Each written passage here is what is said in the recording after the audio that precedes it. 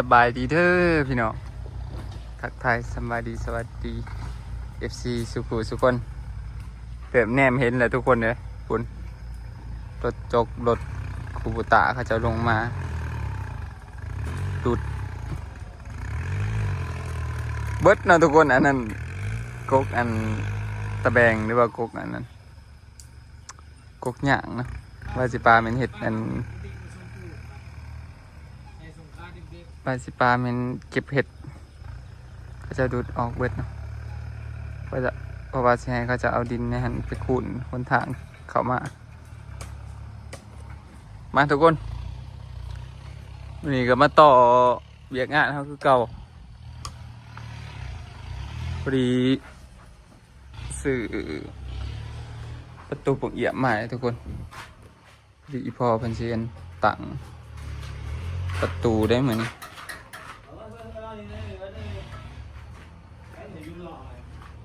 เอายังเอ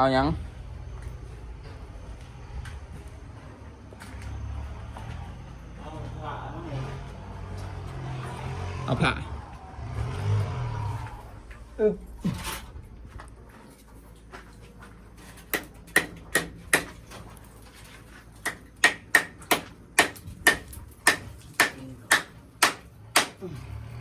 ปูนไว้เด้อยังปูนไว้ปูนเสร็จเต็มปูอ่ะโอเคก่อต่อนะทุกคนก่อจนจำได้เนาะขังอย่างนี้เนาะข้างหลังเลย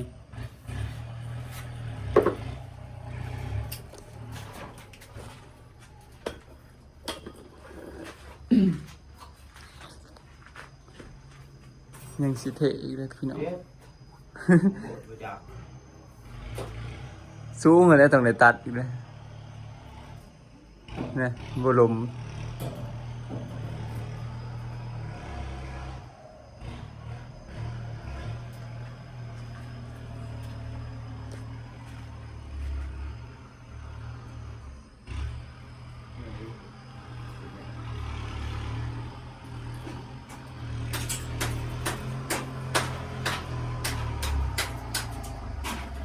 ปะเดี๋ยววันนี้ไปชมปูน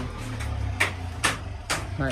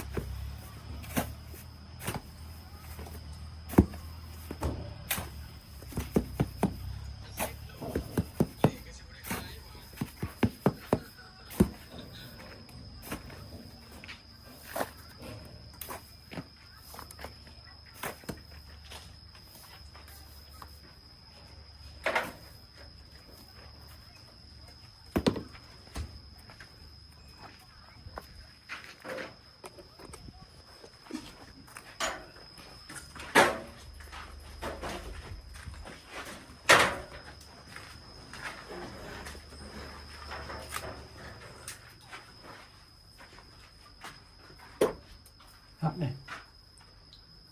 1 2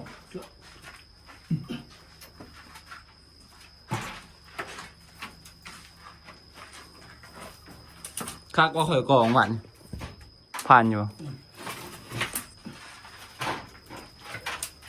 สามผ่านอยู่สามผมผ่านว่านนี่เด็กได้ไงสั่งว่าโอ้ยกินชงเป็กตาลายบางใหม่หวานเป็นมือตะคักนะจนย่างซ้อมก่อนดีๆหรอย่างหนีได้ย่างหนีแล้วหนีมาบ้ากรอบพี่ลองก่อนรอกรอบพี่สิพิษแต่ก่อนแหลกกระบอกเนาะพิษอันนั้นพิษอันเบื่ออันเดี๋ยวนี้พิษได้มันเอาได้เขาไหนเขาบอกเขาไหนเอ๊ะไปอีกเดี๋ยวจะบวกกันบวกกันตะกี้ทุกคนแล้วจะมาดวงกันเฮ้ย ว่างเอาอีก โอ้หน่อยก็เริ่มงามขึ้นแล้วเด้เริ่มเซียนแล้วเด้ ตัวนี้บริษัทเพียบแล้วนี่ โอ้ อยากกิน สบายดีทุกคน เปิด เนาะ นี่ เดี๋ยวทุกคนจะคิงได้เนี่ยคนเราไม่ได้ใส่เพียกคนนี้ ใส่สายตาเอาเนี่ย ใส่สายตาหรือเพียกเราขานะลองบัตรสีมือเบิ่งหน้อยนึงเอ๊ะจะหน่อยงานเฮาเทปูนเนี่ยบัตรเทขานแล้วก็ตัดประตูนะทุกคน นี่บอลห้าสิบตัดเห็ดประตูทางเขา ตัดนี้บอลนี่เทเพื่อนั่นเทพื้นเขาต้องเทพื้นอีกบอลนี่บอถอนถัดด่านบริเทศบ่ เท่แล้วก็ขึ้นบาง มันบางเนาะมันคูออกเวิร์ดโอ้โหเทพื้น จอ เป็น เห็ อย่าง นได้เนี่ยมันดุ่งแต่ข้านบิดพุ่นเนาะก็ว่าแทกก็คือว่าผู้ดี สร้างวิศวกะเขาเห็น ว่าบ่ได้แทกข้างในลืมมาจากแต่ทุนมาแทกคือกันบ่ ทางไหนกระแทกดีว่ะ บ่ได้แทกนะกระแทกมันชื่อแล้ว เป็นน้ สิบ่ได้ถูกบ่ที่ออกแล้วนี่ ำถูกแม่ตอนมันยังอ่อนนี่ ทุบต้นนี่บ่ อืม ทุบหรือว่าสั่ง ฮะ ทุบหรือว่า ได้ว่ามุ่งถึง ไปเอาลองเอาวงประตูขึ้นกันดูก่อนประตูวงเอียง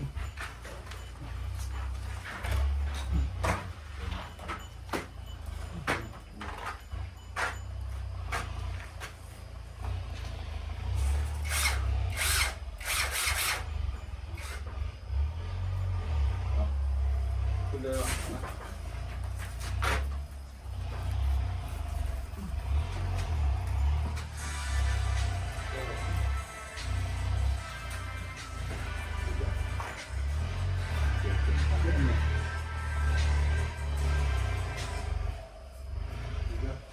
ขึ้นไว้หนึ่งจับมันหมุนไปเนาะวันนี้เนี่ย ยังงอยดอกมันต่ำพวก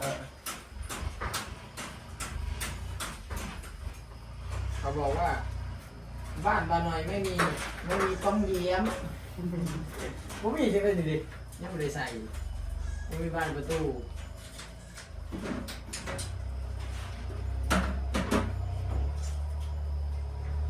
เล่วิธีประกอบโอเคไหม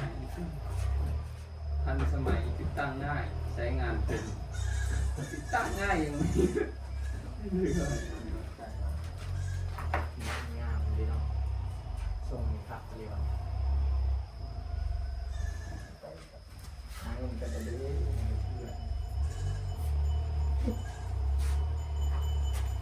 เก็บสมอง ถือได้ไหมหน่อย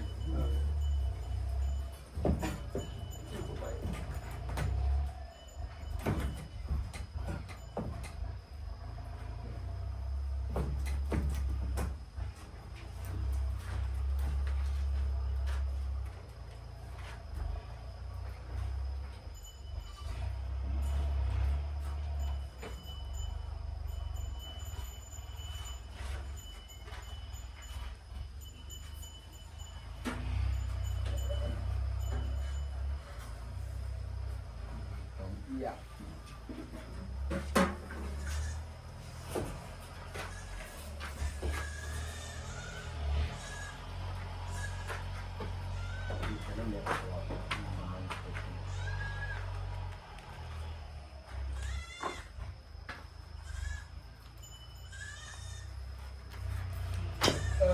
สอนผู้พัฒน์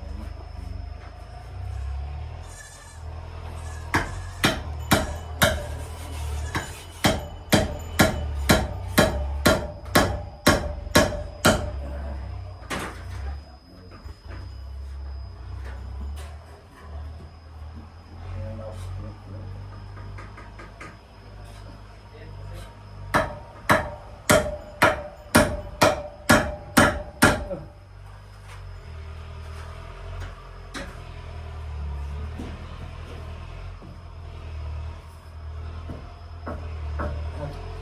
ดอกไว้ตรงตัวนี้อันนี้กระตานี่ติ๊กต่อ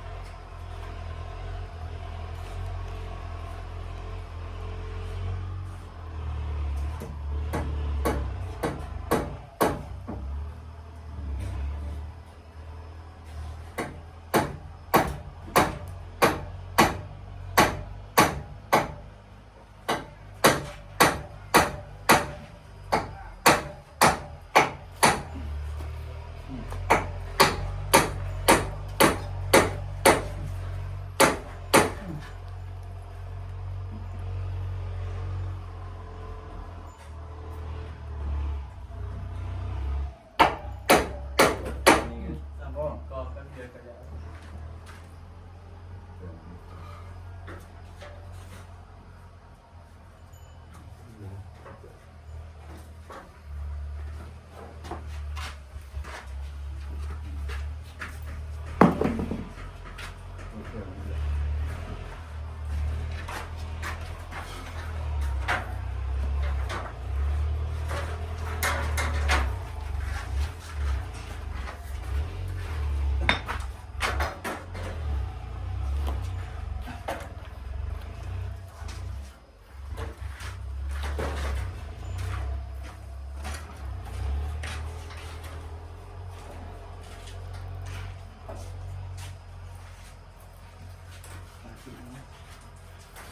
ยัง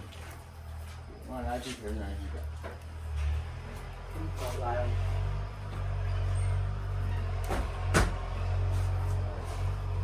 ว่า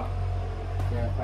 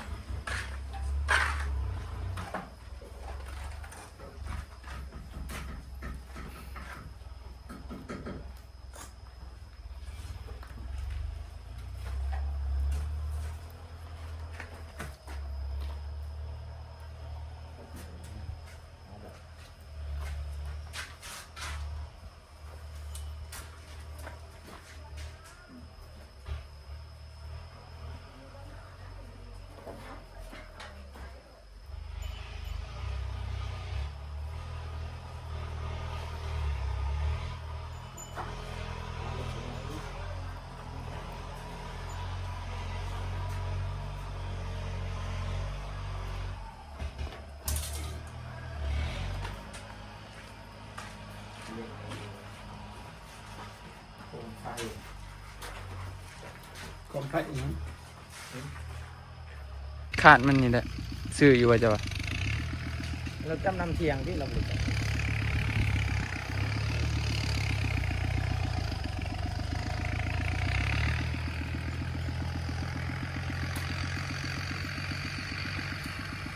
เดินแน่เป็นจังสาธิต เฮ็ดกันศาสตร์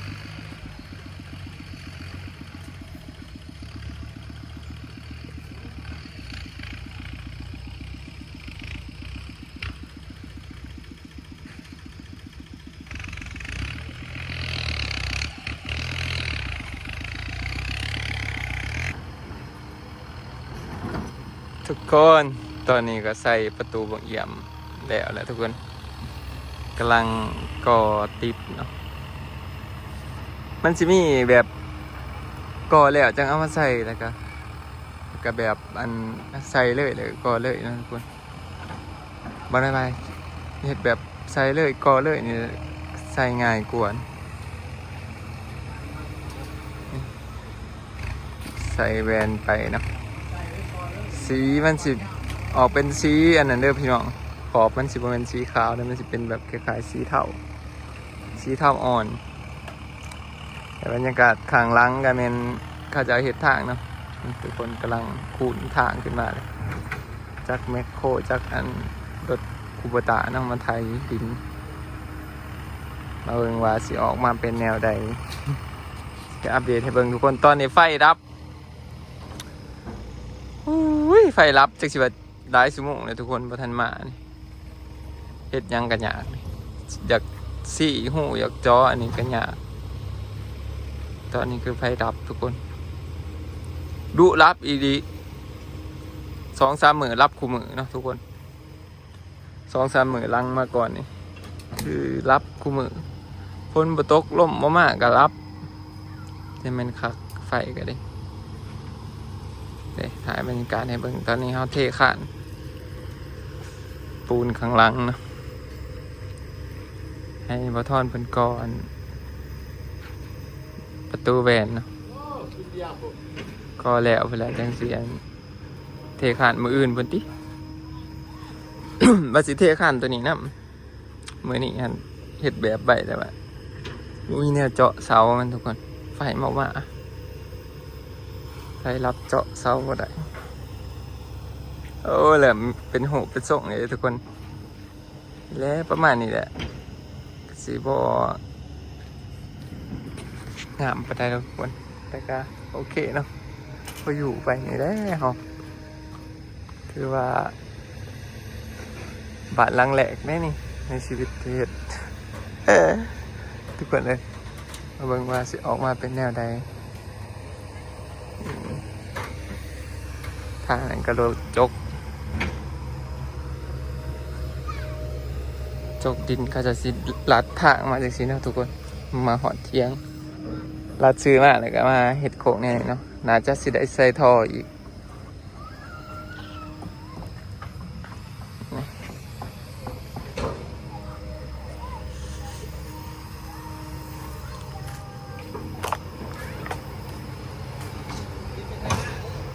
รีบเป็นให้หน้าเนาะนี่ทุกคนโอ้เขาจะพูดขึ้นนี่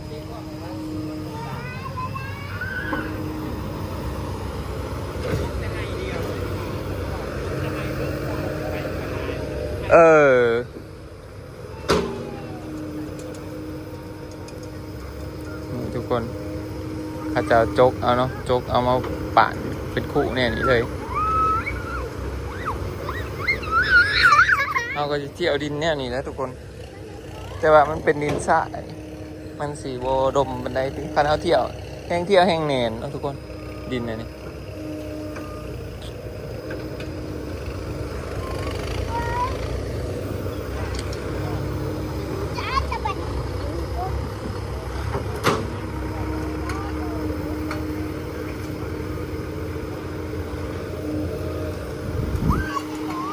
ไก่ทุกคนไก่สีงามในข้างเขา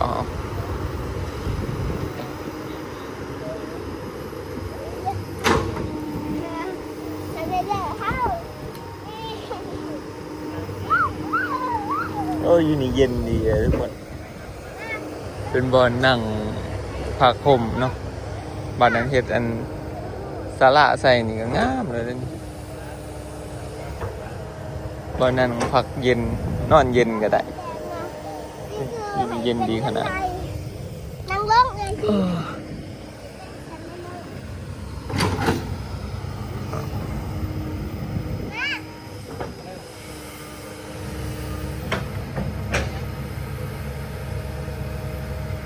จะเอาดินไปทมห้องน้ำเลยก่อนทุกคน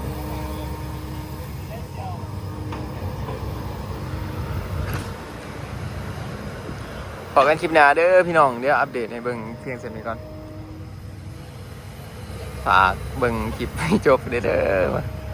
สีล่องถ่ายคลิปได้หลายเบิ่งนะทุกคนอัปเดตทุกสถานการณ์ซะในมือที่เฮาเฮ็ดนี่แหละทุกคนขอบคุณพ่อแม่พี่น้องที่ติดตามชมจนจบคลิปเด้อขอกันคลิปหน้าบ๊ายบาย